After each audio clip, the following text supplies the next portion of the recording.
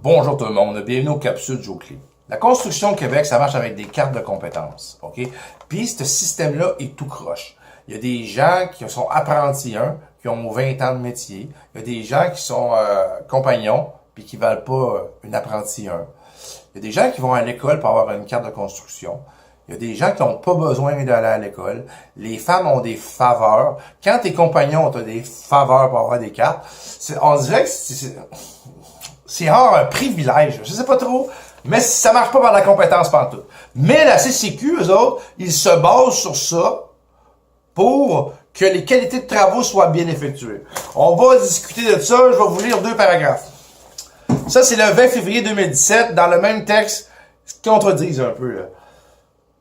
Sa première préoccupation consiste à faire en sorte que les travailleurs et les employeurs sur les chantiers possèdent les compétences nécessaires pour garantir la qualité d'ouvrage.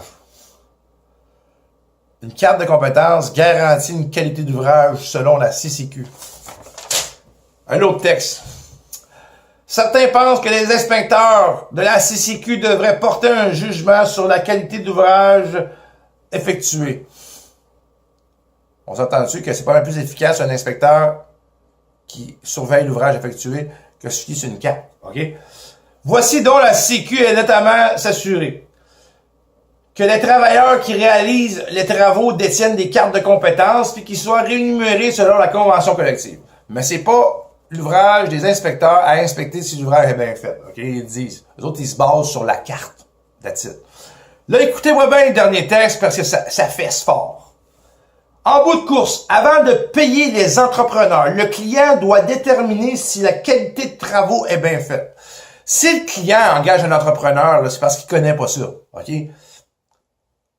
On se fiera pas sur le client. On est d'accord avec ça? On est d'accord, ça prend des inspecteurs. Là, je vais changer la médaille de bord. On va mettre l'entrepreneur comme client. OK? Puis la CCQ comme entrepreneur. Parce que c'est eux autres qui délivrent des gars aux entrepreneurs. Right?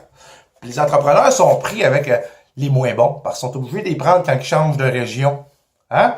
Ça veut dire, la CQ, là, ça veut dire ça? Ça veut dire que si vous autres, là, vous donnez une liste de gars à l'entrepreneur, OK?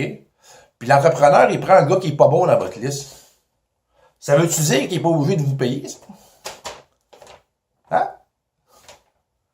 Ce client doit déterminer si les travaux et la qualité de travaux est bien effectuée. Il correspond à ses attentes. Pourriez-vous me répondre à ça? Vous donnez une liste à l'entrepreneur. L'entrepreneur peut pas amener ses gars dans leur région, fait qu'il prend les listes de Montréal. Mais si le gars de Montréal ne satisfait pas au travail effectué, puis que l'entrepreneur a perdu de l'argent, c'est qui devrait payer la perte? Hein? Joe Clé.